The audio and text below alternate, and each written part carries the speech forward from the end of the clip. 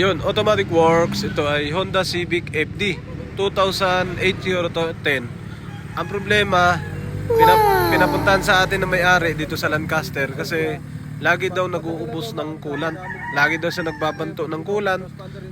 Walang basta banto siya ng banto. Sabi namin baka mag-overheat. Ayun, nabulwak siya.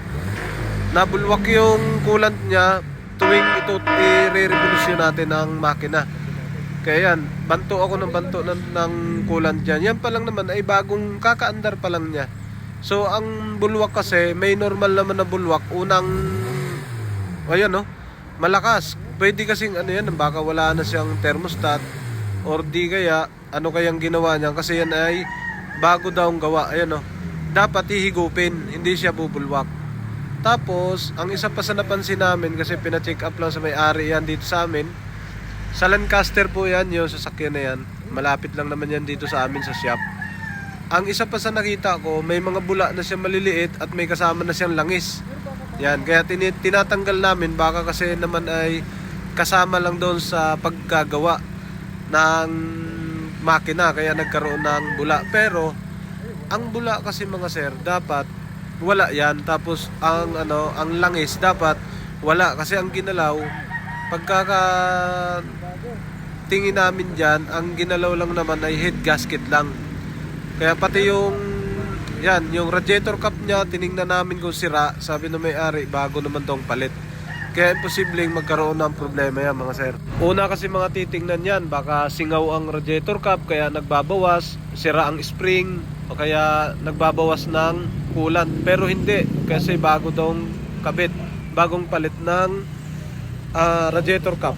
Tapos inusisa ulit namin kasi pinapa-check up lang sa amin yan. Tiningnan ulit namin yan, pinapa-andar namin. So ganun talaga siya mga sir. Makikita nyo na nagbabawas talaga siya ng coolant. Tapos binubulwak niya. Tsaka yan na, may mga kasama ng langis at bula. May kasama ng langis. So hindi dapat magkakalangis kung top overhaul lang naman. Yan may mga bula na siya. Yan, naglabasan na, sabay na rin yung mga langis. Yan yan, may mga langis na lumabas. So kung hindi naman overhaul, general overhaul, o lahat ang overhaul, o di kaya hindi naman ginalaw ang transmission, wala dapat ganyang bula. Wala din dapat ganyang langis. Yan. Tapos unang revolusyon mo, dapat walang bulwak talaga. Na kahit anong gawin mong rev, ayan, binuksan namin ang makina, yung takip ng engine head, tingnan mo, yan ang lumabas.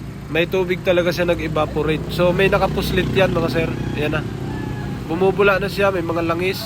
Ayan na.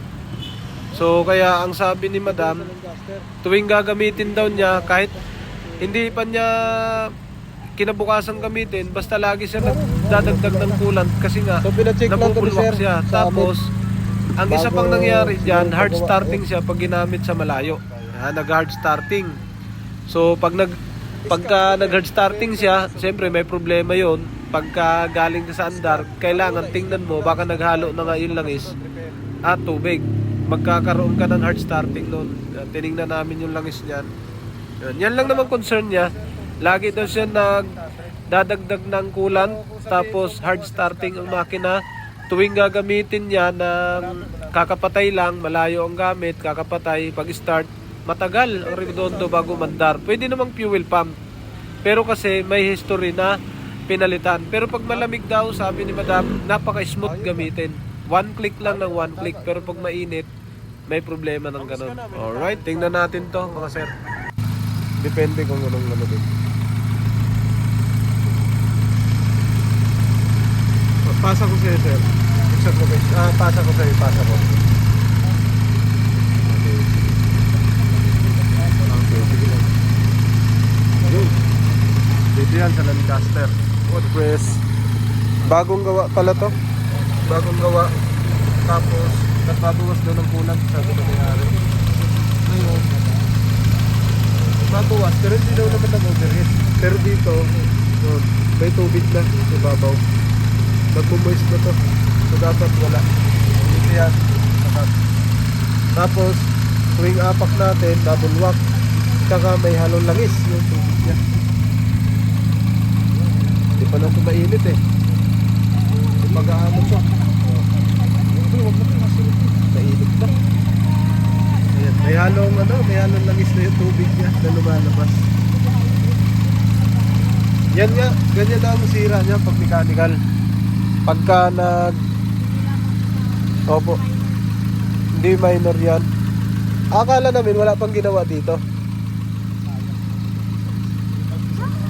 26,000 ang ginastos. Pero ganun talaga, nagpapagawa. Paswertihan na lang yun. Yan o. Natin gawa siya. Pero no, may bulwak. May gula. Bukod sa may gula.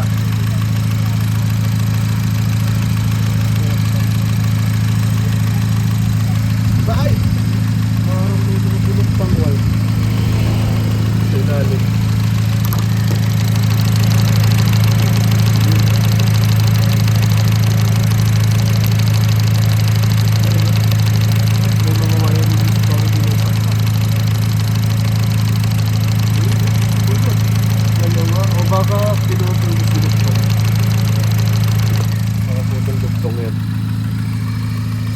Okay, confirm na to.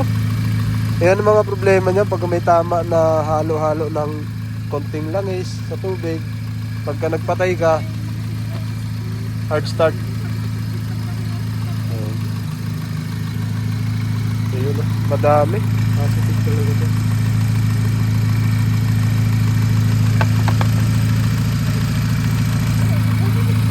Nag-overheat pa rin to?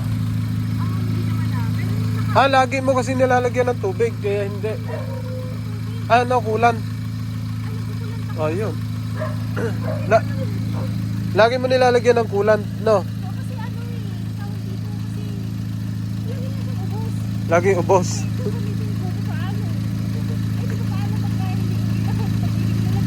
Yung tuwing kasi apak mo na accelerator na bumubulwak, sigurado yun, ang pressure nun, ibabawas talaga yung tubig. Ilalabas niya yun. Tuwing revolusyon mo, ada revolusyon. Yes, sir.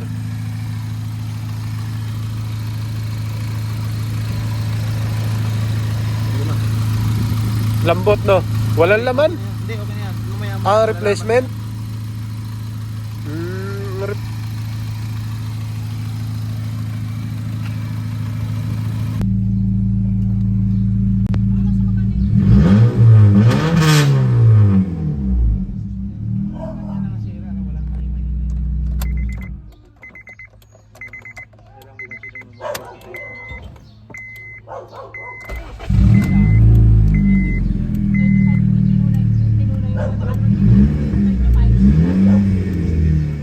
Sige, sige.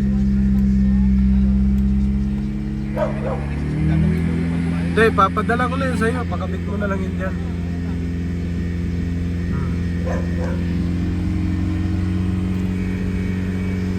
Wala na.